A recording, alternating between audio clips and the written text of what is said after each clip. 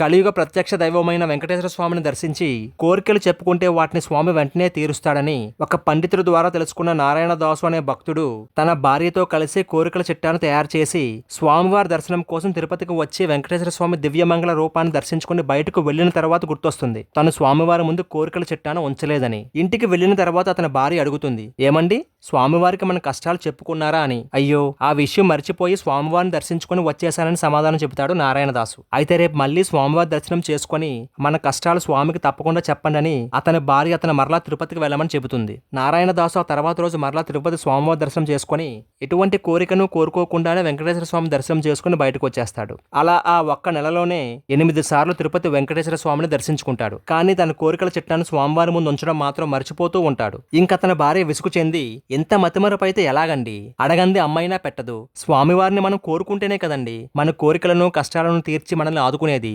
నేను మిమ్మల్ని వజ్రాలు వైడూర్యాలు తీసుకుని రమ్మన్నానా?